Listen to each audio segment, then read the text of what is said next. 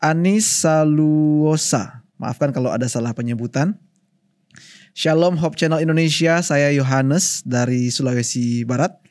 Saya mau tanya, bolehkah orang Kristen makan udang dengan alasan dijadikan obat? Demikian pendeta. Terima kasih untuk pertanyaan dari saudara Anis, atau di sini nama panjangnya Yohanes ya. Iya, Yohanes Pak Pendeta. Ya, terima kasih. Yang ditanya adalah apakah orang Kristen makan udang? Bolehkah orang Kristen makan udang dengan alasan dijadikan obat?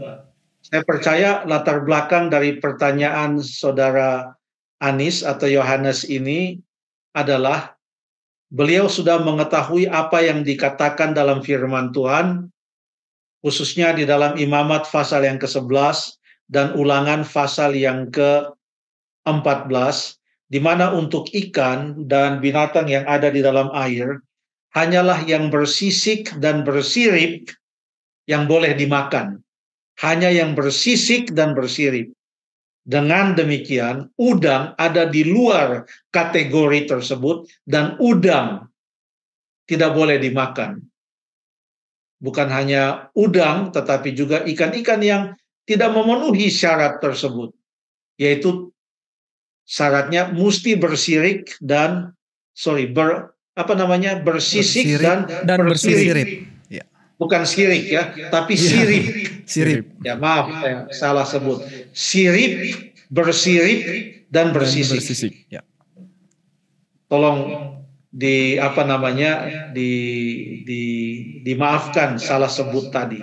Bersirip dan bersisik itu kata Alkitab. Nah, pertanyaannya, jadi saudara Anis atau Yohanes tahu itu latar belakangnya. Makanya dia bertanya, bagaimana kalau makan udang dengan alasan dijadikan obat?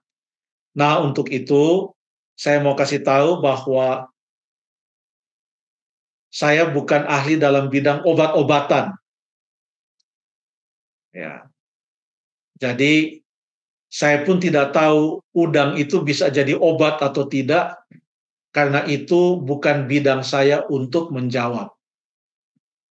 Tetapi sejauh itu apa yang dikatakan oleh Alkitab, ada petunjuk-petunjuk, walaupun cerita-cerita itu tidak semata-mata tentang kesehatan, tetapi ada kaitannya dengan kesehatan.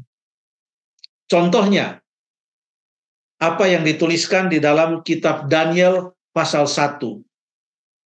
Daniel pasal 1.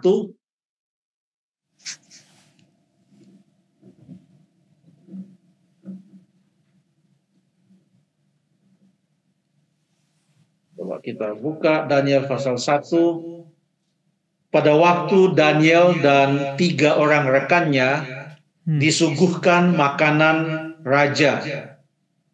Makanan raja yang notabene raja yang menyembah berhala pada saat itu, Nebukadnezar, dan mereka mempersembahkan makanan-makanan itu kepada berhala, dan di sana banyak sekali macam-macam daging yang dipersembahkan kepada berhala. Jadi dan juga mungkin ada makanan yang belum dipersembahkan kepada berhala, tetapi dianggap sebagai ini kelas 1 ini makanannya, untuk raja ini, level raja ini makanan.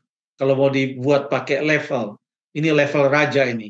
Tapi Daniel dan teman-temannya tidak mau memakan makanan yang disuguhkan pada raja yang kemungkinan sudah dipersembahkan kepada berhala. Jadi Daniel tidak meminta, tolonglah berikan kepada kami makanan yang belum dipersembahkan kepada berhala, tapi yang sama enaknya lah atau bagaimana. Kalau kita baca ini cerita cukup menarik. Kenapa?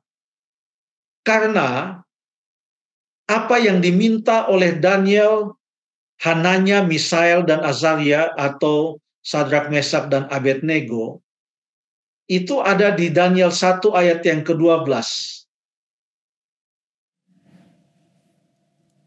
Coba dibaca. Ayat 12. adakanlah Ya. percobaan dengan hamba-hambamu ini selama 10 hari dan biarlah kami diberikan sayur untuk dimakan dan air untuk diminum. Jadi mereka bilang kami sayur aja sama air. Mereka bilang. Jadi dalam pemahaman Daniel, Sadrak, Mesak, dan Abednego yang dididik dengan sangat baik pada waktu mereka masih berada di Yerusalem sebelum mereka ditawan dan dibawa ke Babel, mereka punya pertimbangan bahwa memakan sayur atau tumbuh-tumbuhan atau mungkin tambahkan juga buah-buahan itu akan lebih menyehatkan dari segi prinsip gizi. Ya.